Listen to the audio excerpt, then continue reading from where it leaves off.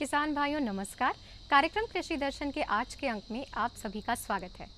जैसा कि आप सभी जानते हैं कि हम हमारे कार्यक्रम के माध्यम से खेती, बागवानी, पशुपालन, मछली पालन जैसे कार्यों की संपूर्ण एवं विस्तृत जानकारियां और सुझाव उपलब्ध कराते हैं। आज के अंक में भी हम आपके लिए कुछ ऐसी ही महत्वपूर्ण जानकारियां लेकर आए हैं। तो आइए देखते हैं आज के अंक में क्या है खास आपके लिए। शुरुआत करते हैं खबरें खेती की और मंडी भाव के साथ।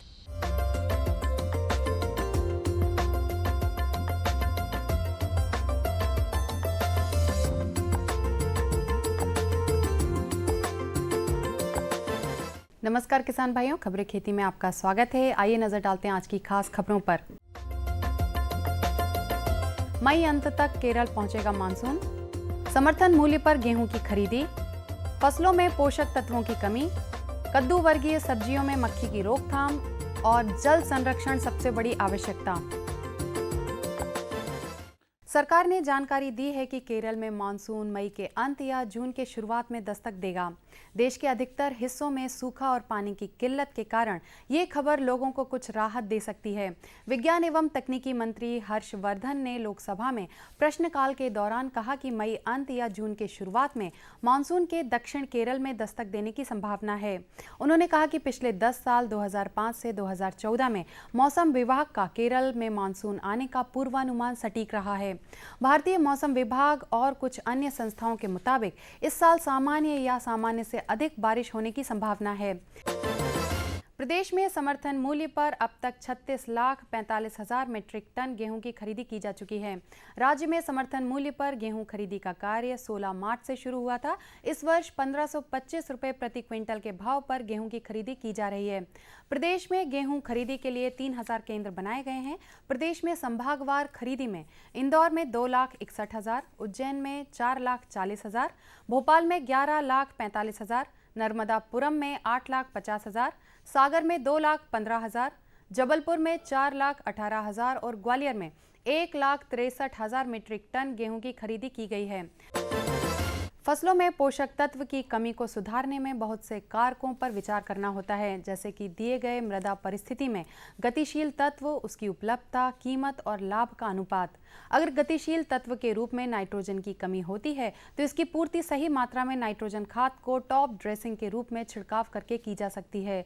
सूक्ष्म तत्वों की पूर्ति के लिए साधारण पौधे के पत्तियों पर इसके घोल का छिड़काव करना चाहिए। पौधे में पोषक तत्व की कमी को ठीक ढंग से पहचान करने के बाद उसकी कमी को दूर कर फसल के उत्पादन को बढ़ाना चाहिए।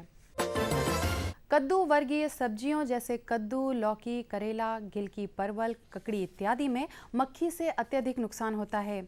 यह कीट लाल भूरे रंग की होती है। इसका सिर लट्टू की तरह तथा मादा मक्खियों में नुकीला होता है। पंख पारदर्शक होते हैं जिन पर काले रंग की धारियां होती हैं। कृषि वैज्ञानिकों के अनुसार कद्दू वर्गीय सब्जियों को मक्खियों से बचाने के लिए समन्वित प्रबंधन कारगर होता है। इसके लिए वर्ष में 2 बार खेत को मिट्टी पलटने वाले हल से जोतना चाहिए। जिस समय मक्खियां ज्यादा सक्रिय हों उस समय मेलाथियान कीटनाशक 2 लीटर प्रति हेक्टेयर की दर से छिड़काव करना चाहिए। प्रदेश का तकरीबन 60% क्षेत्र वर्षा खेती पर आश्रित है। भूमि जल के अनियंत्रित दोहन के कारण कई स्थानों पर जल संकट देखा जा सकता है। कहीं कहीं तो गर्मियों में पीने के पानी का अत्यधिक संकट हो जाता है। जल संकट से मुक्ति पाने के लिए जल संरक्षण वर्तमान समय की प्रमुख आवश्यकता है। जल का संरक्षण सिर्फ बरसात में ना करते हुए हमें वर्ष भर करने की जरूरत है। जल संरक्षण की कई ऐसी आसान विधियां हैं जिन्हें अपनाकर हम भविष्य के लिए भूमिगत जल इकट्ठा कर सकते हैं। गर्मी के दिनों में खेतों की गहरी जुताई करके खेतों में मेड़ बंधान से अंतर्वर्तीय फसलें बोकर पानी संचित किया जा सकता है। इसके अलावा कंटूर बेड, चेक डैम, बोरी बंधान, नलकूप एवं कुआं रिचार्ज विधि अपनाकर जमीन के जल स्तर को बढ़ाया जा सकता है। फसलों की सिंचाई के लिए उन्नत सिंचाई उपकरण जैसे स्प्रिंकलर एवं ड्रिप पद्धति भी कम पानी में अधिकतम सिंचाई की कारगर विधि है। तो किसान भाइयों, खबरें खेती में फिलहाल इतना ही और चलते चलते एक नजर डालेंगे आज के मंडी भाव पर। साथ ही मुझे दीजिए आज्ञा। नमस्कार।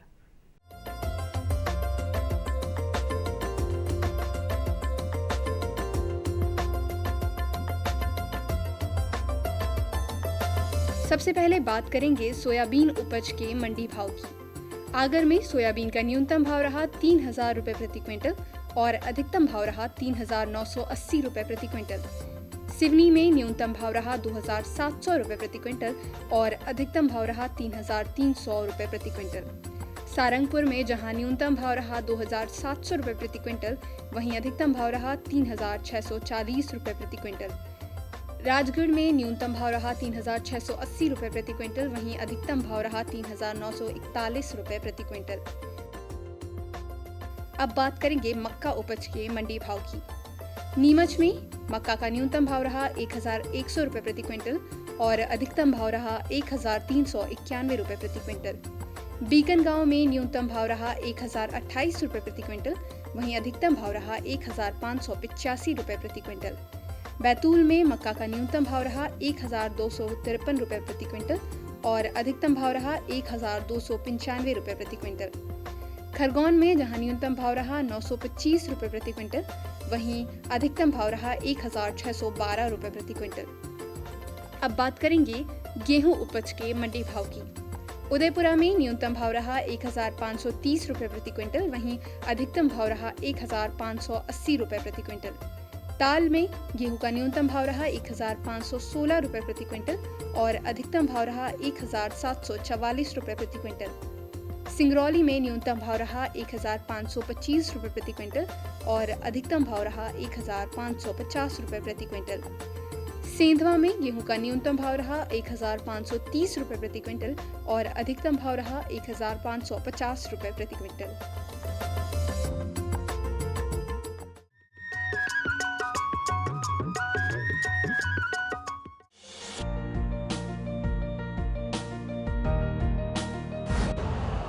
यूरिया का स्वदेशी उत्पादन 70 लाख टन बढ़ाने के लिए 6 उर्वरक संयंत्रों का उद्धार किया जा रहा है। FCIL के गोरखपुर, सिंदरी, तलचर और रामागुंडम संयंत्र, HFCL की बरौनी इकाई और BVFCL की नामरू फोर्थ। सोने पर सुहागा ये है कि देश में अब बनेगा सिर्फ नीम लेपित यूरिया, क्योंकि इससे होगा किसानों का फायदा ही फायदा। अनाज का उत्पादन 10% तक बढ़ेगा। बढ़ेगी 10 से 15% नाइट्रोजन क्षमता।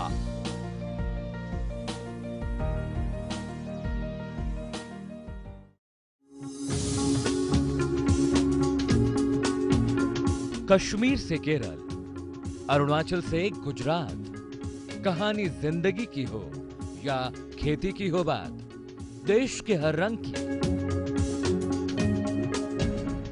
बात राज्यों की। सोमवार से बुधवार शाम 5:30 पर डीडी किसान, बदलते भारत की शान।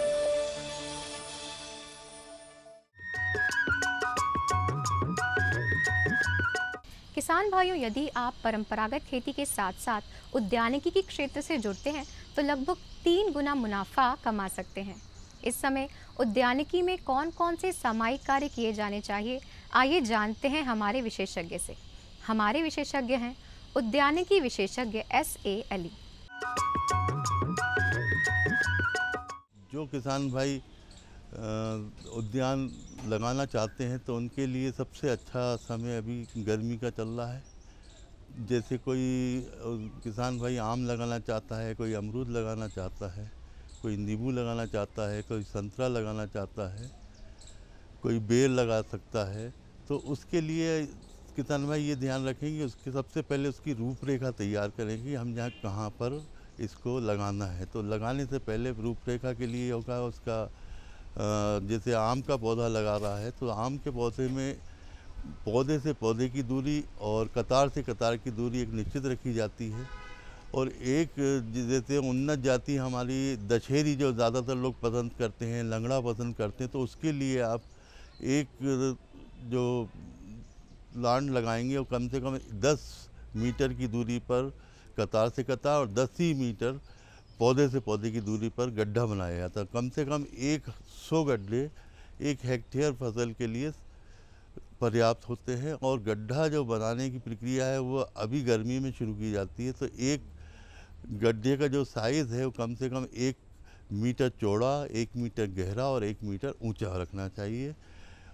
और अगर अमरूद का बगीचा आप लगाना चाह रहे हैं तो अमरूद में जो दूरी है पौधे से पौधा और कतार से कतार वो 6 मीटर रखते हैं। और उस पौधे को लगाने के लिए उसमें जो गड्ढे का या पिट का साइज़ है वो करीब 60 सेंटीमीटर लंबा, 60 सेंटीमीटर चौड़ा और 60 सेंटीमीटर ऊंचा रखते हैं। तो गड्ढे और करीब 1 हेक्टेयर में 278 पौधे लग सकते हैं अमरूद के। गड्ढे जैसे अभी गर्मी का मौसम चल रहा है तो गड्ढे बनाने की प्रक्रिया अभी शुरू कर दें, और गड्ढा बनाने के उपरांत उसमें हर गड्ढे के ऊपर कम से कम 10 से 20 किलो गोबर खाद भरपूर मात्रा में डालें। और दूसरा, हमारे यहाँ दीमक का प्रकोप होता है तो उसके लिए कोई भी जो पाउडर फार्म में मिलता है क्लोरोपाइरीफास दवा, 1 मीटर का जो गड्ढा है उसमें 100 ग्राम डालना है, जो 60 सेंटीमीटर गड्ढा है उसमें 60 ग्राम डालना है। और इसको ऐसे डालना है कि जैसे अपनी जो मिट्टी है और गोबर खाद इसमें भरपूर तरह से मिक्स कर दें, मिला दें। और उसको जब बारिश का सीज़न शुरू होने वाला हो उस समय उसमें गड्ढे की पूर्ति कर दें। और उस गड्ढा जब पूरा भर जाए उसके बाद जैसे बारिश का मौसम शुरू होता है उस समय इसमें पौधा लगाएं। पौधा लगाने के लिए आपको उन्नत जातियाँ हमारी सरकारी नर्सरी जो बनी हुई हैं उस वहाँ से मिल सकता है। हमारा फल अनुसंधान रिसर्च सेंटर या ईटखेड़ी में यहाँ से मिल सकता है।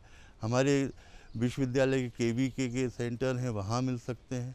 और सरकारी नर्सरियों में, सरकारी एजेंसियों से आप पौधे लें और उन्नत जाति के लें। जैसे अमरूद में आप लखनऊ 49 ले सकते हैं, इलाहाबाद सफ़ेदा ले सकते हैं। आम में आप दशहरी, लंगड़ा, चौसा और दूसरे से आम में छोटी हाइट की जातियां भी आई हैं, आम्रपाली, मल्लिका, इनको अपन कम दूरी पे भी लगा सकते हैं। यानी 1 हेक्टेयर में ये किसान आम्रपाली, मल्लिका चाहें तो 5 मीटर बाई 5 मीटर पे लगा कम से कम 400 पौधे इनके लगाए जा सकते हैं 1 हेक्टेयर में। इसी तरह अमरूद के जो बगीचा अपने को लगाना है तो उसमें करीब 276 से 78 पौधे 1 हेक्टेयर में लग सकते हैं। तो ये तो हुआ नया रूपरेखा बनाने का बात। और जिन किसान भाइयों ने अपना जो प्लांटेशन पिछले साल किया हुआ है उनके जो नाजुक पौधे यानी जो 1 साल पूरा कर चुके हैं उनको गर्मी की गर्म हवाओं से बचाना है। साथ ही उनको ऊपर छाया का प्रबंध करना है। उनका जो जैसे आम का पौधा जो हमेशा उपरोपण के द्वारा जो खरीदते हैं, कलम, जिसका कलम वाले पौधे बोला जाता है, कलमी आम के पौधे बोला जाता है, तो उनको सुरक्षा प्रदान करने के लिए एक तो छाया करें, हवा से बचाव करें, और दूसरा सहारे के लिए उनके बाजू में खूंटी गड़ा के रस्सी से उसकी जो बंधन है, जॉइंट है, उस तरफ रस्सी से सुतली जिसे बोलते हैं या बॉम्बे सुतली के नाम से जाना जाता है, उसको बांधें जिससे जो तेज़ हवाएं आएँ तो उससे उसका कलम बंधन न टूटे। और उसको इस तरह बांधें कि जैसे अंग्रेज़ी का जो 8 होता है, उल्टे 8 आकार का, उससे रस्सी बांध दें तने अपने छोटे पौधों में, जिससे कलम बंधन हवाओं से, आंधी से नुकसान ना हो। दूसरा, जो हमारे पुराने किसान आर्चर्ड हैं या उद्यान हैं उनके लिए ये ध्यान रखें कि हमारा जो फल वाले पौधे हैं बड़े हो चुके हैं तो जो सूखी शाखा हैं उनको छाँटें, उनकी छटाई करें। और उसके बाद जो पानी की व्यवस्था है, नालियाँ हैं, उसको सुधाराव करें, क्योंकि अभी जैसे मौसम गर्मी का है तो अभी अपनी नालियों की व्यवस्था कर सकते हैं, इनको सुधार सकते हैं।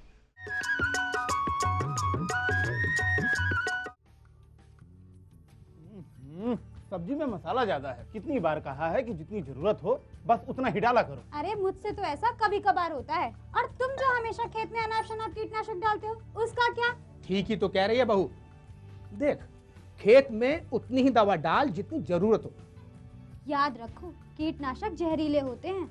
डिब्बे पे लिखी सूचना के हिसाब से ही दवा डालनी चाहिए। पहले फेरोमोन ट्रैप, फ्लाइट ट्रैप, मित्र कीट, जैविक कीटनाशक आदि का इस्तेमाल करें। जरूरत पड़ने पर ही रासायनिक कीटनाशक का इस्तेमाल करें। छिड़काव सुबह या शाम दस्ताने, मास्क और पूरी आस्तीन वाले कपड़े पहनकर करें। हवा की दिशा में छिड़काव करते हुए पीछे जाएं। दवा के डिब्बे, छिड़काव यंत्र सुरक्षित जगह पर रखें। अब कुछ समझे क्या? हाँ, समझ गया मेरी रानी। अब ना करो नादानी। इसने पिला दिया ना तुझे पानी।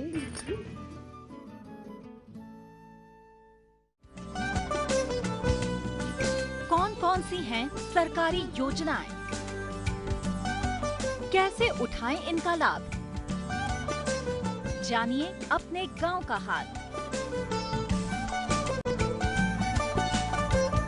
देखिए चौपाल चर्चा सोमवार से शुक्रवार सुबह 9 बजे। डीडी किसान, बदलते भारत की शान।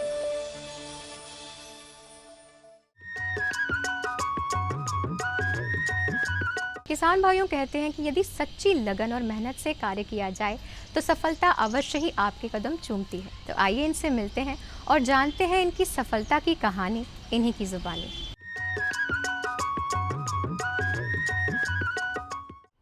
हमारे प्रदेश में ऐसे प्रगतिशील किसान भाई हैं जो खुद तो खेती किसानी में तरक्की कर ही रहे हैं, साथ ही साथ हमारे जो दूसरे किसान भाई हैं उनके लिए वो प्रेरणा के स्रोत बने हुए हैं।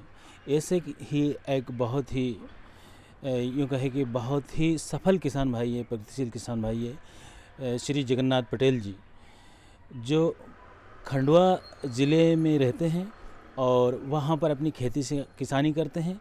लेकिन जब उनकी बातों से हमने जाना कि जगन्नाथ पटेल जी जो है केवल किसान भाई नहीं हैं बल्कि एक बहुत ही संरचनात्मक व्यक्तित्व है, और साथ ही साथ वो खेती किसानी के अलावा जो है उनके बहुत सारे वैचारिक जो है हम कहें कि वैचारिक अनुभव भी जो है लोगों के काम में आ रहे हैं।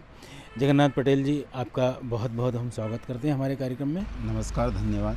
पटेल जी, ये बताएं कि अपने पास फ़िलहाल कितनी खेतीबाड़ी है? वैसे सर मेरे पास 25 एकड़ ज़मीन है और मैं जो खेती करता हूँ वो है खेती रबी में तो गेहूँ और चने की करता हूँ, खरीफ में मिर्ची और कपास। वैसे हमारे निमाड़ क्षेत्र में मिर्ची और कपास को बहुत अधिक उत्पादन लेते हैं और हम तकनीकी खेती करते हैं जिससे हम अधिक लाभ प्राप्त करते हैं, और यही हमारा निमाड़ का एक गौरव है। बहुत अच्छी बात है।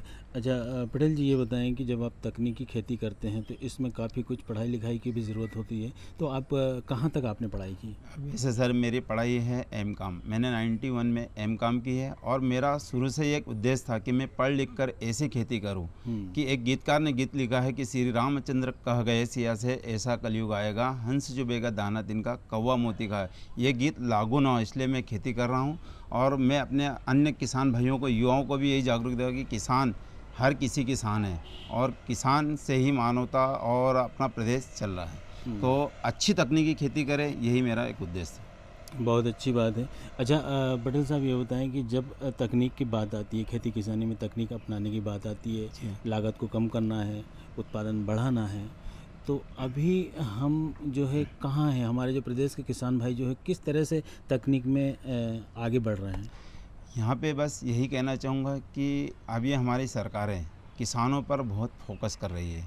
अभी एक अभियान निकला है ग्राम उदय से भारत उदय। बिल्कुल। इसका मुख्य उद्देश्य है कि गांव में हर किसान को अगर उसका पूर्ण रूप से उसका अधिकार मिलेगा तो गांव का विकास होगा, पंचायत का विकास होगा, देश का होगा और प्रदेश का होगा।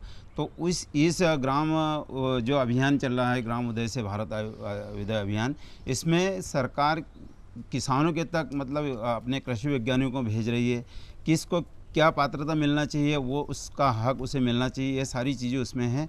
हम आपसे ये जानना चाहेंगे कि जैसे सामान्य किसान है, हाँ, वो पारंपरिक रूप से अपनी खेतीबाड़ी कर रहा है, आजकल जोत वैसे ही छोटी होती जा रही है, क्योंकि जिनके पास 10 एकड़ ज़मीन थी उनके बंटवारे हो गए, 2 एकड़ रह गई है।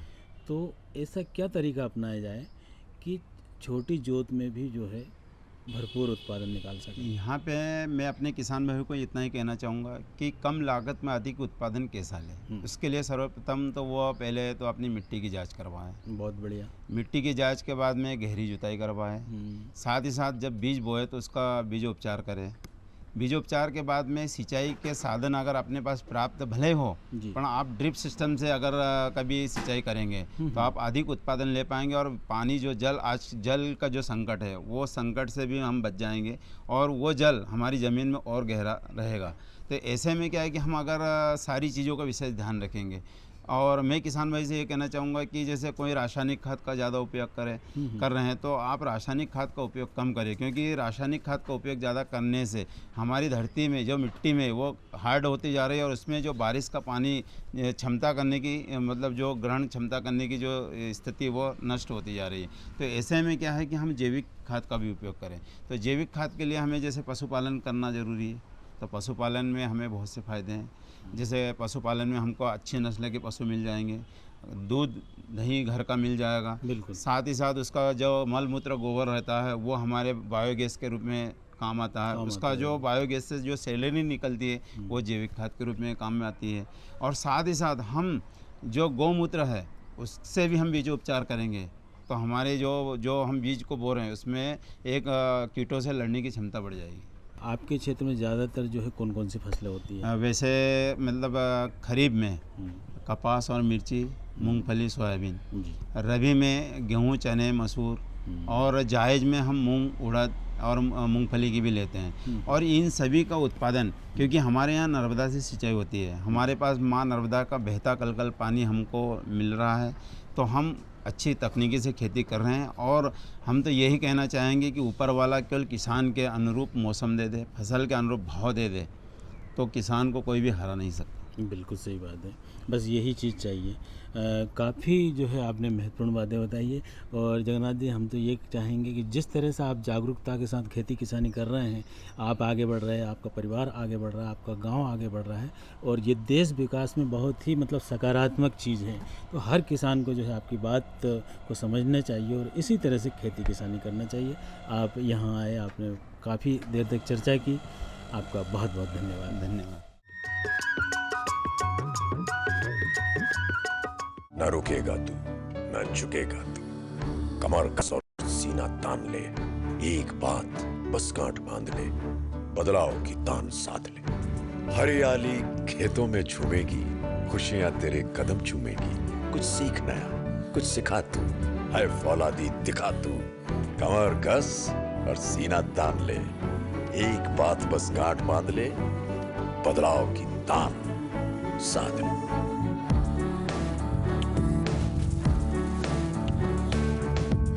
दूरदर्शन किसान, छेड़ो बातें बदलाव की। पशु नहीं अभिमान है, किसान भाई की शान है, आय का है माध्यम, परिवार का सम्मान है। पशुपालन पर आधारित विशेष प्रोग्राम हमारा पशुधन, गुरुवार और शुक्रवार शाम 5:30 पर। डीडी किसान, बदलते भारत की शान। मुद्दा एक, खरीफ की फसल का मतलब ही यह है कि भाई जो मानसून की बारिश होगी उसी पे ये फसल जो है आगे चलेगी। राय अनेक, फसलों का और प्रजातियों का चुनाव सही से करें। विषय विशेष पर होगी जमकर बात। कैसी भी परिस्थिति आएगी तो किसान डटा रहेगा, किसान डटा रहेगा तो देश के लिए अन्न पैदा होता रहेगा। देखिए विचार विमर्श शुक्रवार शाम 7:30 पर। डीडी किसान, बदलते भारत की शान।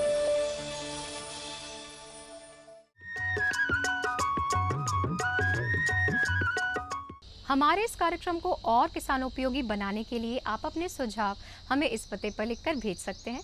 हमारा पता है कार्यक्रम कृषि दर्शन, द्वारा निदेशक, कमरा नंबर 4, दूरदर्शन केंद्र, Shamla hills, Bhopal, pin code 462013। किसान भाइयों, इसी के साथ साथ यदि आप कुछ जिज्ञासाएं हैं, कुछ ऐसी समस्याएं हैं जिनका समाधान आप चाहते हैं, तो इसके लिए आप हमें ईमेल भी कर सकते हैं। तो ईमेल करने के लिए आप हमारा पता नोट कर लीजिए। हमारा पता है कृषि दर्शन भोपाल mp@gmail.com। इसी के साथ किसान भाइयों, आप हमारे कार्यक्रम को YouTube पर भी देख सकते हैं, जिसके लिए आपको टाइप करना होगा कृषि दर्शन भोपाल। तो किसान भाइयों, अब समय हो चला है आपसे आज्ञा लेने का। अगले अंक में फिर होगी मुलाकात कृषि संबंधी कुछ और जानकारियों के साथ। तब तक के लिए आज्ञा दीजिए। नमस्कार।